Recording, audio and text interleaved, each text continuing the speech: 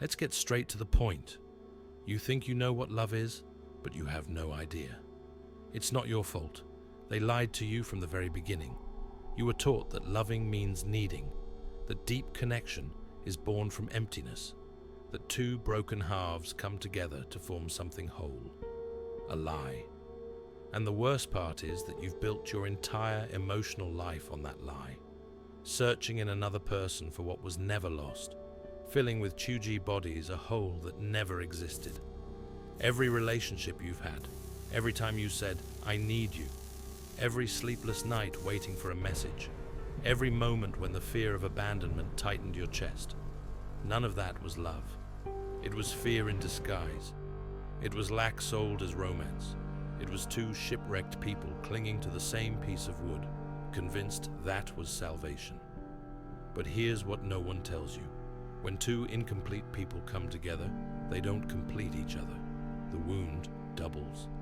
Most people don't love, they cling. They confuse dependence with intimacy, control with care, possession with commitment. And when that illusion breaks, when the other person doesn't fill the void as promised, pain arrives. Resentment, betrayal. But the betrayal didn't come from the other. It came from believing that someone else was responsible for making you feel whole. No one can give you what you already are, and searching outside for what only exists within is the perfect recipe for eternal suffering. Now there's something very few people experience, something Nikola Tesla understood with brutal clarity.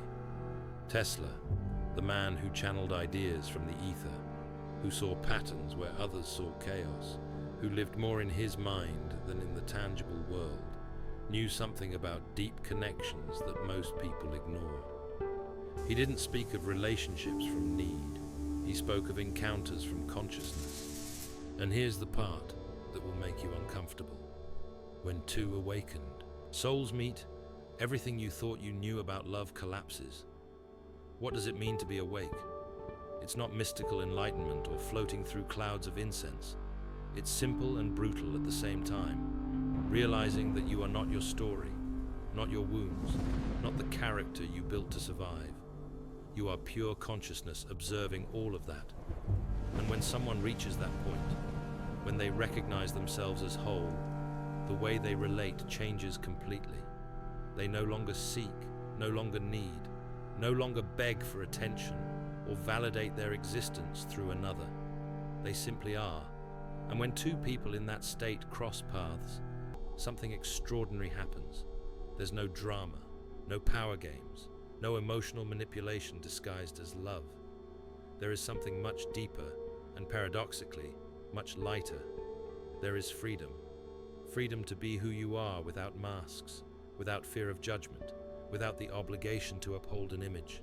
And that terrifies most people, because we've been programmed to believe that love is sacrifice, painful commitment, total surrender. But that isn't love. It's slavery with flowers. Tesla saw this clearly. In his writings, he spoke of energy, of vibration, of how everything in the universe is frequency. People vibrate too. Most vibrate at the frequency of fear, need, lack. But when someone awakens, their frequency changes. And when two elevated frequencies meet, they don't collide, they don't compete, they don't try to absorb each other.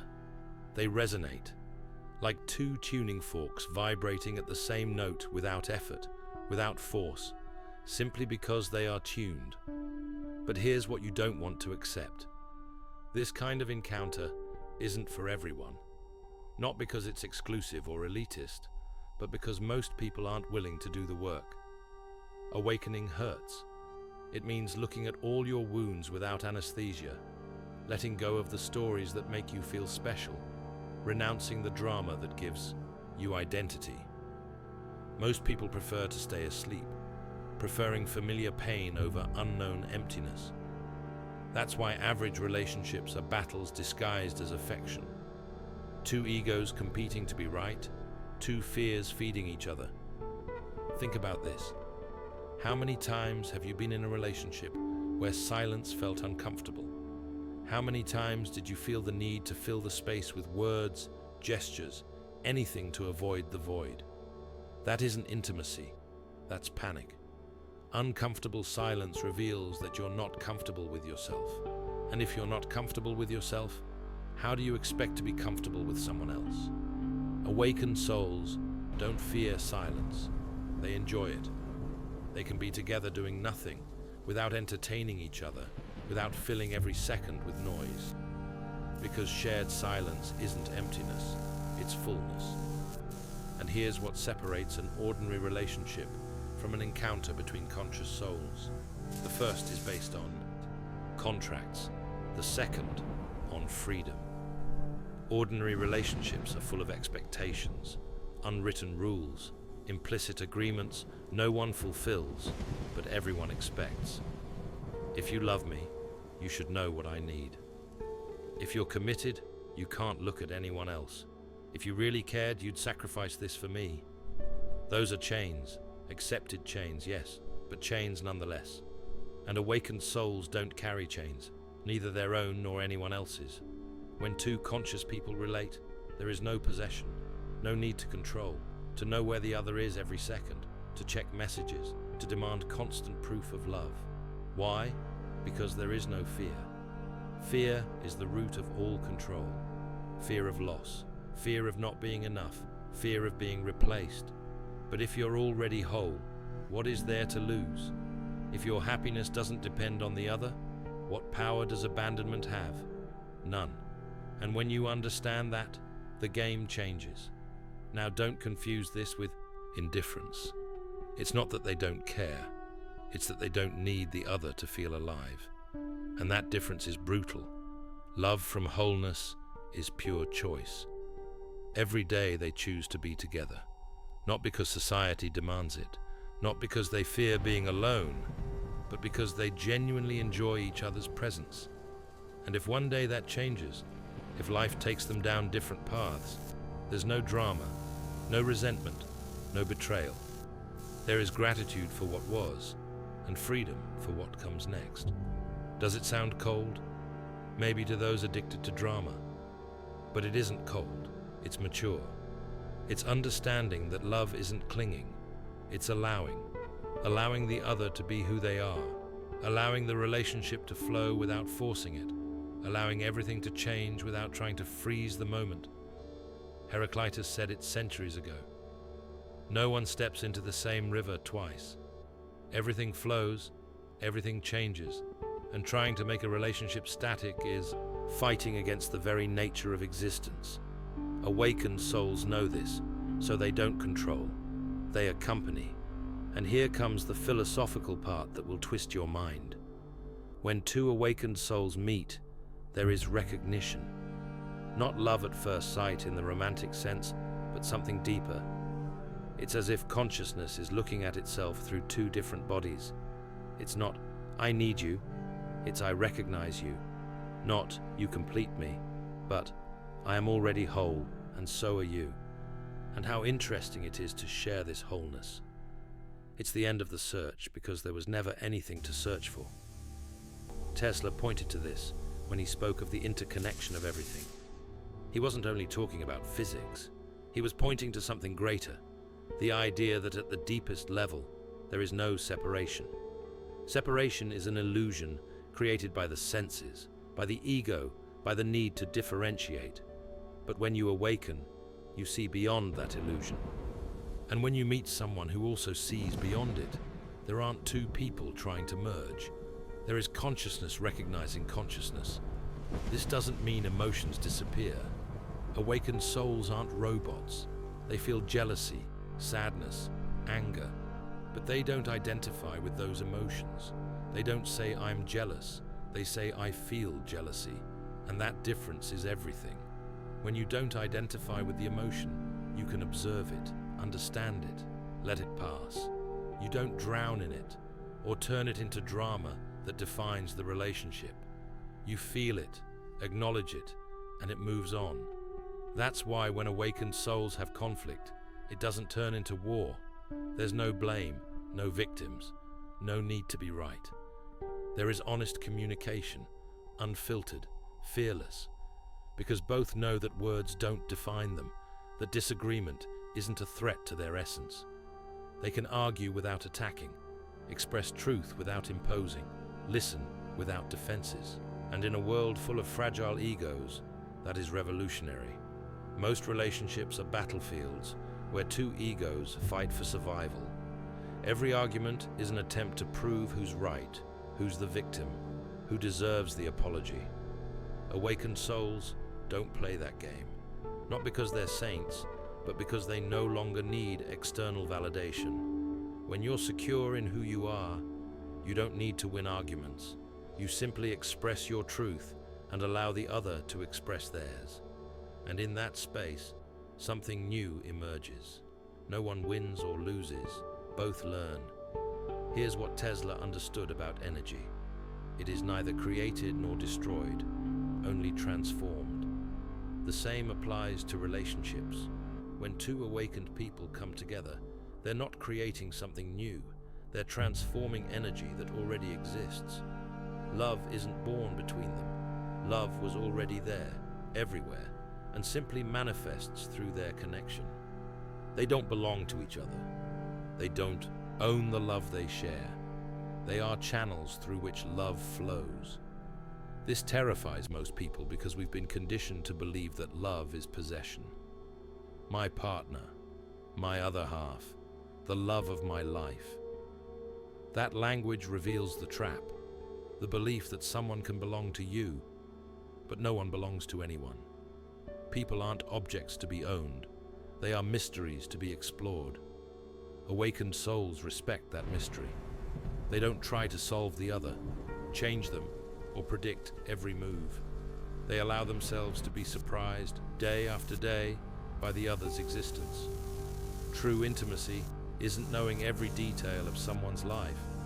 It's being present without judgment. It's creating a space where the other can be completely vulnerable without fear of rejection. And that's only possible when you've made peace with your own vulnerability. Most people hide their dark parts, fearing that if the other sees them, they'll run. Awakened souls have already seen themselves fully, light and shadow, and accepted both. That's why they can show up without masks. There's nothing to hide. And here's the paradox. When you stop trying to impress, stop acting, stop performing, when you simply are, that's when the deepest connection happens. Because the other isn't falling in love with your character. They're recognizing your essence. And essence doesn't need makeup, filters, or scripts. It simply is. And in that being, there is a beauty no performance can replicate. But let's be brutal. This kind of encounter is rare. Not because it's impossible, but because most people aren't willing to let go. Let go of control. Let go of constructed identity. Let go of expectations about what love should be. As long as you cling to those things, you'll keep attracting relationships that reinforce them. You attract what you are, not what you want. If you are need, you attract need. If you are fear, you attract fear. But if you are wholeness, if you've done the work of recognizing yourself as complete, you'll attract the same. Tesla lived much of his life in solitude, not because he couldn't connect, but because most available connections were superficial. And he had no time for the superficial. He was too busy exploring the depths of existence. That doesn't mean he didn't long for connection, only that he knew real connection isn't negotiated or forced. It simply happens when two frequencies resonate. And when it happens, it isn't dramatic. There are no fireworks, no madness we confuse with love. It's calm, natural, like breathing. You meet someone and suddenly everything is easy, not because there are no challenges, but because both are willing to face them without turning them into war. Not because there are no differences, but because those differences are seen as complements, not threats. Here's the truth that will hurt. If all your relationships have been storms, the problem isn't other people, it's you. If every connection ends in drama, manipulation, pain, it's because you're operating from the wound. And wounds attract wounds. But when you heal, when you stop looking to others for what only you can give yourself, everything changes. Relationships stop being needs and become celebrations. And that's the secret Tesla knew. Life isn't about filling voids, it's about recognizing that there was never a void.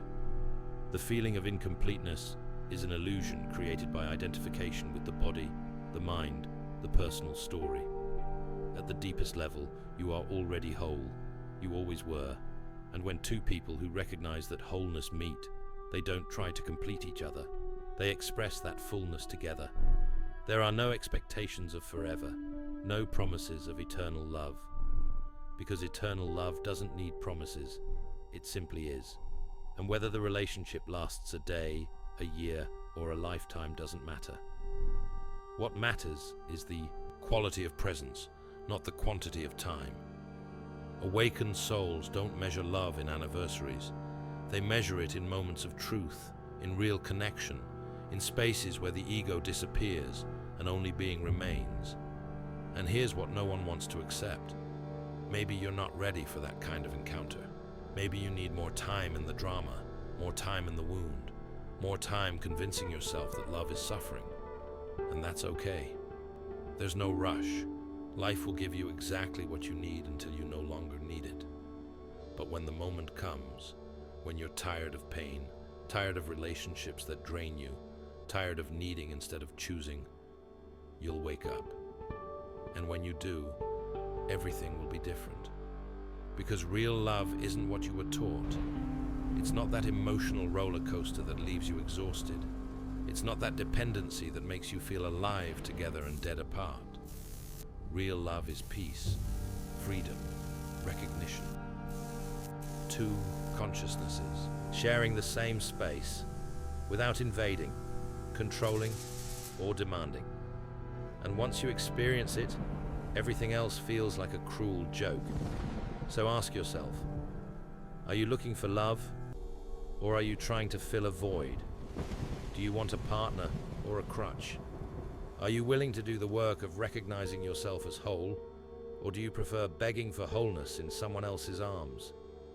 Until you answer those questions with brutal honesty, you'll stay trapped in the same pattern, and the pattern doesn't change until you do.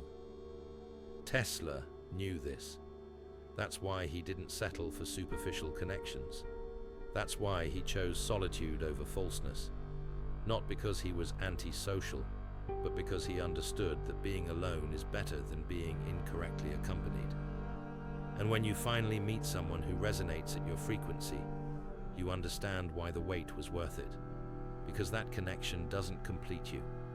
It expands you. It doesn't fill you. It frees you. It doesn't bind you. It gives you wings. And that is what happens when two awakened souls meet. If you made it this far, comment, soulmate, and I will personally reply. And if this content resonated with you, subscribe to be part of the community and like the video if you enjoyed it. See you next time.